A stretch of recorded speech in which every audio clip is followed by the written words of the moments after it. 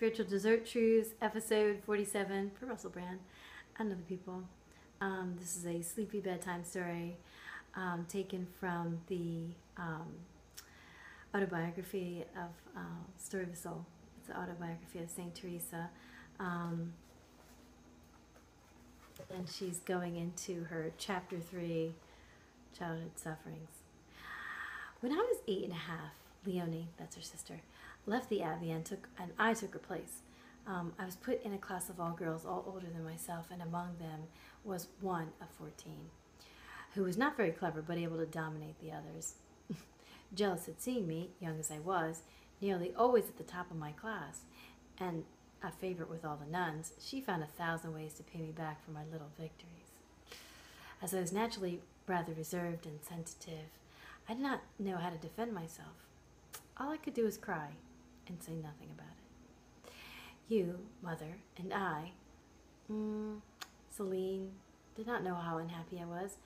I was not virtuous enough to rise above all this yet, and so my heart suffered very much. Unfortunately, or fortunately, I go home every evening, and then I cheered up. I used to drop on Father's knee and tell him what marks I had gotten, and then he'd kiss me and all my troubles were forgotten.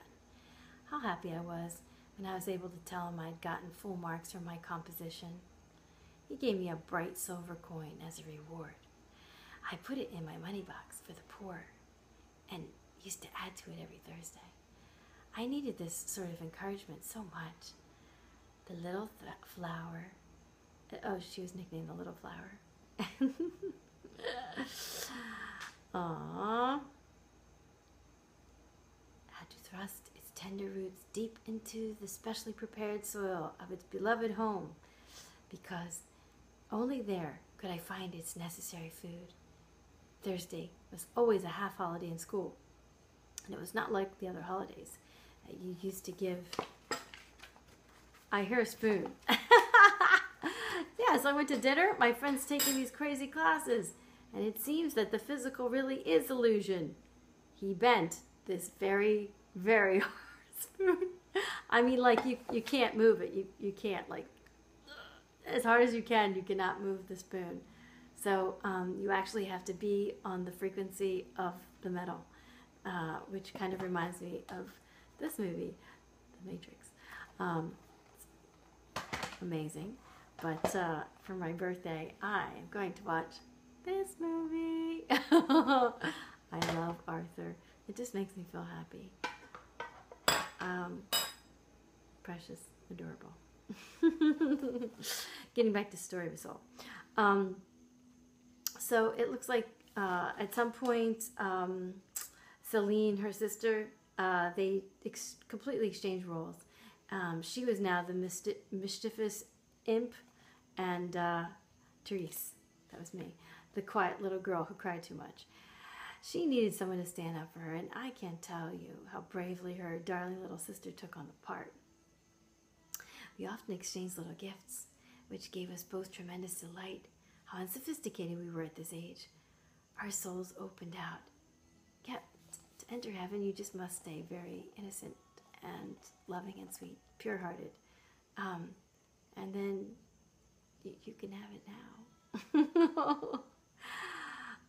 We shared all our joys, and I felt very strongly on the wonderful day of Celine's first communion when I was only 7 and had not yet started at the Abbey. What lovely memories I have of her preparation.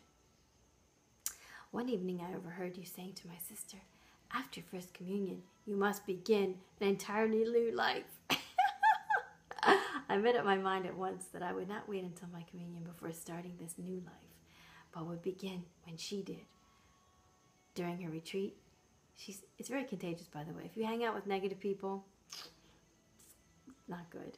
If you hang out with more positive people, you're going to bring each other up. So you should strive to do so. I'm blessed with really good friends. I love you. I love you all. First Communion. Okay, I received such graces that day, and I look back on it as one of the loveliest days of my life. I have rather interrupted my story. So it seems that her mom died, so her sisters took the role of being her little mother. And then they ended up entering a convent, so she was still left alone. And so she decided she's going to enter, but that's not the case.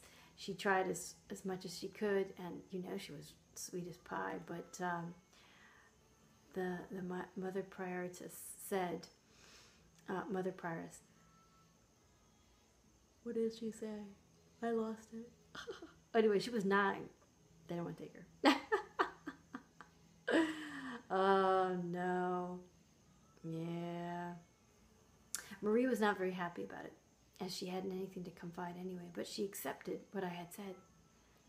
My private talk with Mother Marie Gonzague. She listened as I told her my secret, and she thought I had a vocation, but that they did not receive postulants who were only 9. Oh my gosh. I should have to wait until I was at least 16. So, content at making my first communion on the day that you took the veil, instead of entering with you as I had longed so much to do. So you can imagine, like, she completely prepared her soul, tried to follow her sister in every goodness, and still they wouldn't take her. We were crying so much, when we went to church, that everyone looked at us in surprise. Uh-oh, it's working. Dear Mother, you probably think I'm exaggerating, and I quite see that saying goodbye to you should not have upset me so much. But I really was still something of a baby and had to go through many a storm before I reached the harbor of peace, or tasted the fruits of total surrender and perfect love. That afternoon, I saw my dear Pauline behind the grill of Carmel. How I suffered on that visit. As I'm writing the story of my soul, I think I should put everything down. Or so I must tell you that this first pain of being separated seemed as nothing compared with what followed. Of course, I spent those few moments crying and went away heartbroken.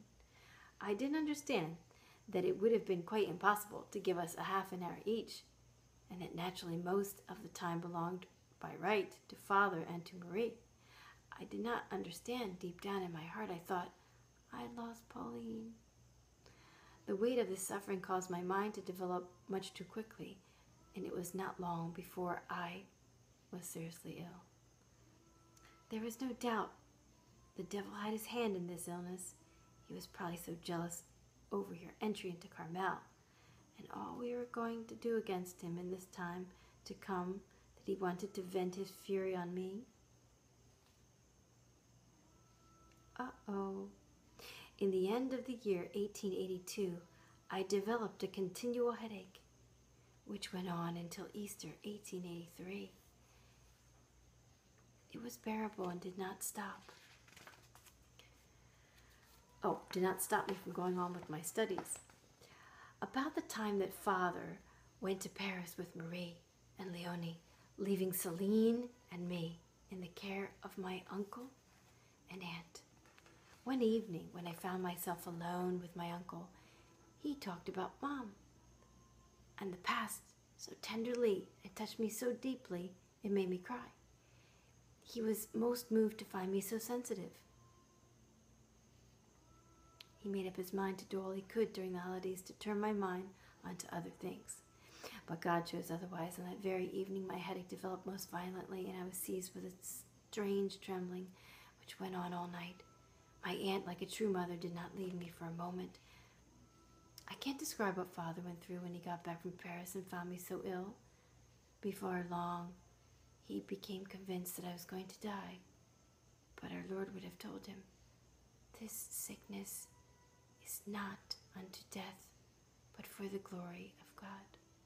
So, we're going through the awakening right now, and some of the side effects are that we have tremendous migraine headaches, sometimes flu-like symptoms, mysterious. I've never been sick, so I know it's not allergies. I don't have them. So it's quite interesting that it seems that going through an awakening would cause some tremendous differences, as in sickness. Yes, the end of this trial really was the glory of God. He was glorified by the wonderful resignation of my Father. Oh, it's working. Oh, no. Pleasant dreams. Nighty night.